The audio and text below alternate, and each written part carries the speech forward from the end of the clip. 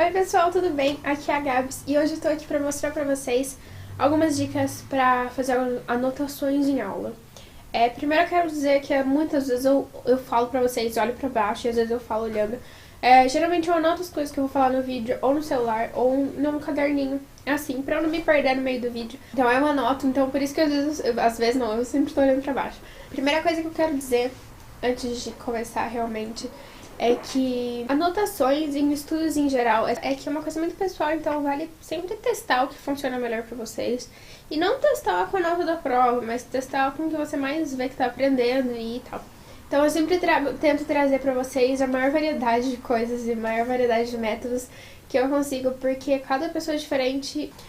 A primeira coisa que eu quero dizer, a segunda na verdade, entre as dicas, é cuidado ao anotar tudo que o professor fala. Porque às vezes ele vai e começa a falar, ele dá um exemplo, aí ele volta e você quer anotar e você se perde. Então, é muito importante também prestar atenção nos exemplos na aula, mas isso vai entrar...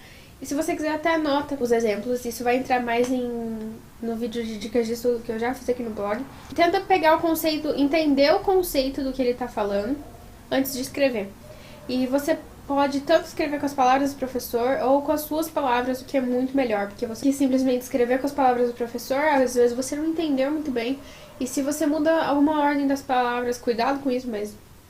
Se você muda algumas palavrinhas, você consegue entender melhor, mas quando você fizer isso, sempre procura perguntar pro professor se esse conceito tá certo com as suas palavras, e ele com certeza vai adorar saber que você tá tentando entender por conta própria e não apenas repetindo o que ele tá falando. Outra coisa que eu pelo menos acho importante é sempre destacar as ideias principais das suas anotações no caderno, seja com cor diferente, seja com grifa-texto, que pode ficar bem colorido, mas sim, vocês conseguem ver mais ou menos as coisas, as ideias principais destacadas. Já falei que sistema de cores que eu uso no meu vídeo de dicas de estudo, vou deixar no izinho aqui pra vocês. Destaque as ideias principais e escreva, se você tem uma dúvida, o que é muito comum, escreva a sua dúvida em um post-it ou em um bloquinho, ou escreve ali do lado. E assim que você tirar essa dúvida, escreve a resposta da sua dúvida ali embaixo, porque isso pode se tornar um problema mais pra frente, conforme o conteúdo anda. E se o professor passar a matéria no quadro, procura sempre fazer anotações a lápis ou em outra cor de caneta, porque aí você sabe o que é sua anotação pessoal e o que é coisa do professor. Não se preocupe também com a estética do que o seu material vai ficar, o importante é tudo estar bem claro e bem dividido. Não se esqueça também de data e títulos. Eu sei que é uma coisa óbvia, mas eu, por exemplo, no terceiro ano, nunca colocava data no meu caderno, e ainda mais que era fichário, então se eu perdesse... Para exatas, a dica que eu teria, baseado só no ensino médio, não em faculdade, porque é anotar o procedimento do exercício. Então, por exemplo, colocar número 1, fazer tal coisa, 2, aplicar tal fórmula. Geralmente, é sempre um procedimento ou é muito interpretativo. Então, sempre coloca todos os dados do exercício ali no cantinho. Então, as principais dicas, então, as ideias do que eu acabei de falar, é você entender o conceito da explicação do professor e escrever isso com as próprias ideias. Eu acho que isso é o fundamental e o mais importante desse processo de anotação. Eu sempre estou comparando colégio, faculdade, porque, primeiro, muitos de vocês ainda estão no ensino médio ou no ensino fundamental, começando nesse processo ou terminando esse processo de estudar para vestibular. Por isso que eu estou focando mais na verdade não focando, estou separando mais. Então, e agora como organizar essas anotações e como realmente anotar e separar tópicos e tanto conteúdo junto, né? A primeira coisa, deve ter provavelmente um nome pra isso, se eu descobrir vai estar aqui. Então é colocar, por exemplo, o título e aí colocar 1.1, 1.11. Eu vou mostrar pra vocês agora. Ou fazer então em bolinhas e sempre ir adentrando no caderno com as coisas, com as anotações e sempre que esteja relacionado uma coisa a outra, então coloca uma flechinha.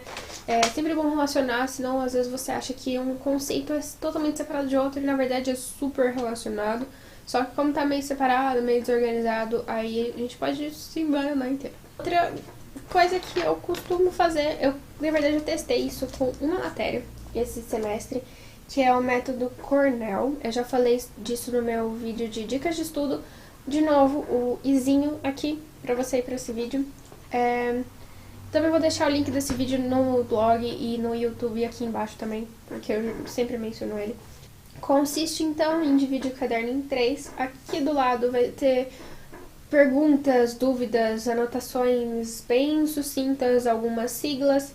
E aqui embaixo vai ter um sumário de todo esse conteúdo. E lógico, aqui no meio vai ser o conteúdo normal do caderno, do quadro e suas anotações. Também é bom utilizar abreviações. Para, por exemplo, uma coisa que eu uso muito, PLO, PLC, que eu tô falando do que tá no meu caderno de política aqui, tá bom? Constitucional. Então usar pelo menos um pequeno sistema de cores, tipo de 3 cores, 2 cores, para separar as suas anotações, um título em outra cor, um título maior assim, em outra cor ainda, em outro tamanho também. Computador isso é muito mais fácil de fazer, mas no caderno então a gente tem que dar uma pensadinha antes. E uma vez que você se acostuma com tudo isso, fica bem mais fácil e bem mais rápido na hora de anotar. Essas abreviações também facilitam o tempo na hora que você está escrevendo ali. Você precisa escrever rápido para não perder o próximo conceito. E também de uma forma mais eficiente. E por último, existem também os mapas mentais, que são aqueles, podemos dizer, de diagramas que com muitos ramos, assim, e muitas flechinhas, que seria mais ou menos, pelo que eu entendi, como o nosso cérebro funciona, fazendo associações a todo tempo. Então também seria uma forma mais fácil de memorizar. Não sei muito bem, porque eu não gosto muito desse método, justamente porque é decoreba. Algumas vezes, como por exemplo um processo de determinada coisa ou uma linha do tempo, é muito importante e faz a gente entender melhor. Também fiz um mapa mental, meio resumo, meio mapa mental, para uma prova e deu certo, deu muito certo. Eu vou mostrar aqui pra vocês também. Então é isso, eu espero muito que vocês tenham gostado e que eu tenha ajudado vocês de alguma forma. Se você gostou, clique em joinha e se inscreva aqui no meu canal para ficar por dentro de todos os vídeos. Se vocês quiserem ver mais vídeos desse tipo de estudos e dicas de faculdade, de colégio, deixa aqui embaixo, também dá um joinha. E eu tenho um blog também, regimedebeleza.com, entra lá, vai ter mais fotos, vai ter fotos desses exemplos que eu tô falando de método do Cornell. Beijão e até o próximo vídeo.